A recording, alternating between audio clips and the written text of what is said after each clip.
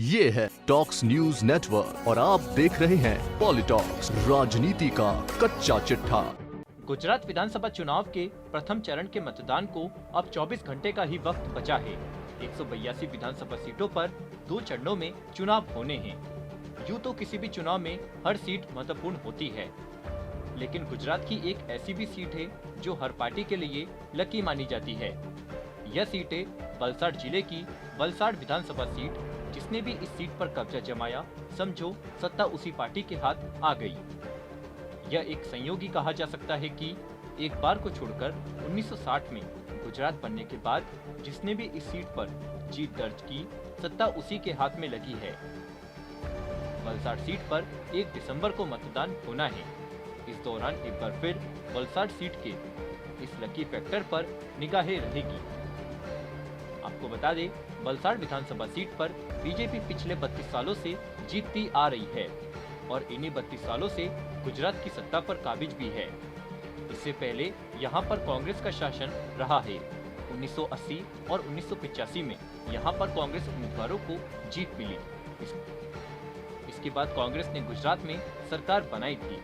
1980 में कांग्रेस उम्मीदवार दौलत भाई देसाई ने जीत हासिल की थी। 1985 में दौलत भाई फिर से एक बार इस सीट से लड़े, लेकिन निर्दलीय उम्मीदवार के तौर पर उन्हें कांग्रेस उम्मीदवार बड़जोरजी के हाथों हार का सामना करना पड़ा था। आपको बता दें, साल 1990 में दौलत भाई देसाई ने बीजेपी का दामन थामा। जैसे ही दौलत भाई ने वलसाड़ सीट जीती और गुजरात में बीजेपी ने जनता दल के साथ मिलकर सरकार बनाई। इसके बाद तो यह एक सिलसिला बन गया। दौलत भाई 1998, 2000 और 2007 में भी वलसाड़ से जीत हासिल की है। बीजेपी ने इन सभी विधानसभा चुनावों में गुजरात में सरकार बनाई। साल 2012 में भारतीय जनता पार्टी ने वलसाड़ से भरत भाई पटेल को अपना उम्मीदवार बनाया। कैंडिडेट भले ही बदल गया, लेकिन बीजेपी की किस्मत नहीं बदली। भरत भाई लगातार 2 चुनावों में जीते और गुजरात में पार्टी की सत्ता कायम रही। पिछले गुजरात विधानसभा चुनाव में भरत भाई ने यहां से कांग्रेस के नरेंद्र कुमार तंदेल को हराया था। वहीं वलसाड़ विधानसभा सीट का अस्तित्व 2008 में हुए परिसीमन के बाद आया। इससे पहले इसका नाम बुलसाड़ था। साल 1962 में पहली बार यहां विधानसभा चुनाव हुए थे। इसके बाद से 1975 यहां पर कांग्रेस सत्ता में रही। बता दें कि गुजरात में 2 बार, पहली बार 1975 और दूसरी बार 1990 में यहाँ त्रिशंकु सरकार बनी। 1975 में कांग्रेस से टूटकर बनी कांग्रेस या सिंडिकेट कांग्रेस जनसंघ चीमन भाई पटेल की किसान मजदूर लोक पक्ष ने मिलकर सरकार बनाई थी। यहाँ भी वलसाड़ कनेक्शन रहा, क्योंकि सिंडिकेट कांग्रेस के केशव भाई पटेल ने यहीं से जीत हासिल की थी। वहीं साल 1990 में बीजेपी और जनता दल का गठबंधन हुआ था। वलसाड़ सीट पर जीतने वाले उम्मीदवार की दल की सरकार बनने का क्रम सिर्फ एक बार टूटा है।